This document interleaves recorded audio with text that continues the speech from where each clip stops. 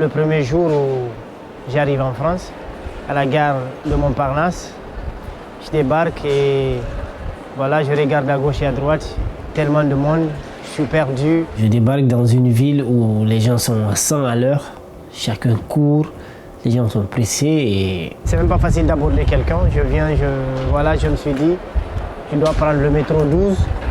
Donc il faut que je trouve tout de suite une solution pour ne pas traîner dans la gare comme ça. Et j'avais trop froid, donc il y avait énormément de vent. Après ça, je me tourne vers un monsieur qui lisait un journal, en français. Je dis, excusez-moi, je voudrais prendre le métro 12, mais je ne sais pas comment ça marche du tout.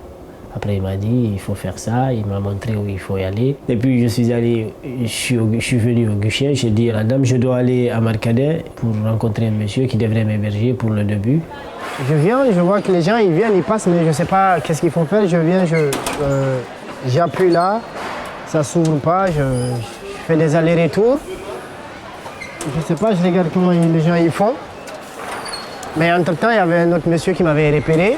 Il a vu que j'avais des difficultés et puis voilà, il est venu et m'a dit, monsieur, c'est là, là. Le métro, ça me semble, voilà, c'est comme si j'étais dans un trou comme un rat. Et là, j'arrive, j'emprunte le tunnel et j'ai toujours pas vu la lumière parce que moi, je suis jamais habitué à être sur des espaces comme ça, très grands, sous la terre. Donc en Guinée, il y a des tunnels, mais c'est juste quelques mètres, c'est pas assez. Et là, j'ai l'impression que c'est comme si c'était toute une ville. Mais comme j'ai vu que les gens marchaient tranquilles, je me suis dit, OK, il faudrait que je suive aussi tout le monde. Et puis voilà. Dans les tunnels, je marchais à gauche, à droite, je voyais des SDF, des clochards, des Français en plus, en plein cœur de Paris. Et tout de suite, je me suis dit que ça va être plus dur que je l'imaginais. Et là, je sors à Marcadet. C'est la première fois que je vois le ciel de Paris. Ça criait à gauche, à droite, on ne comprenait rien presque parce que tout se faisait à la hâte. Tout à coup, je vois des policiers en civil qui débarquent, qui ramassent tout ce qui était comme marchandises. Il y a des gens qui ont fui, ils ont même laissé leurs marchandises. Heureusement, je n'avais pas une apparence de quelqu'un qui le faisait parce que j'ai eu peur aussi, mais bon, ça va, je suis resté calme. J'ai compris qu'il y avait pas mal de sans-papiers. Et ça m'a tout de suite montré aussi l'importance de tout faire pour avoir ces papiers, surtout ça. Parce que moi, ça a été mon premier souci jusqu'au jour de la délivrance. Donc ça m'a montré tout de suite que je n'ai pas droit à l'erreur. Il faudrait dès maintenant que je commence les démarches pour avoir mon statut et voilà. Je me suis croisé avec le monsieur, on est venu au niveau de son petit bureau à Château-Rouge.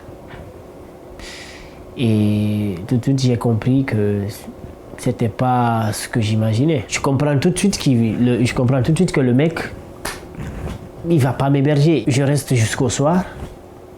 Voilà, j'ai fatigué, j'ai faim, j'ai envie de dormir, mais il n'y a pas où se coucher. Il m'amène dormir à Nanterre préfecture, quelque part dans un petit hôtel où il était avec, je sais pas, un ami ou quoi, je sais pas comment ça marche. Et lui, il vient et voilà, il me dit, OK, c'est ici tu passes la nuit. Il dit, OK. Et j'ai envie de me doucher, il n'y a pas de savon, il n'y a rien. J'ai envie de manger, il n'y a rien. C'était juste le lit, voilà. Je me suis dit, bah OK, tranquille. J'ai vu pas mal de choses plus dures que ça. Et après tout ça, je suis allé chez mon cousin où il m'a hébergé pour les démarches et tout. Je suis resté tranquille et j'ai commencé mes démarches. Entre-temps, voilà, je suis allé aussi voir une amie française. Et c'est parti de là, ça a commencé à changer petit à petit. J'ai commencé mes démarches, j'avais beaucoup d'attentes un peu partout, mais voilà. Et je me suis intégré, j'ai rencontré des gens. Et au finish, j'ai obtenu mes papiers. Et puis, voilà. Déjà, l'essentiel était acquis, quoi.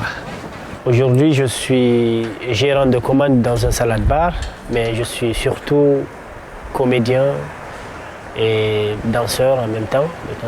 Donc, je fais pas mal de projets avec l'atelier des artistes en exil.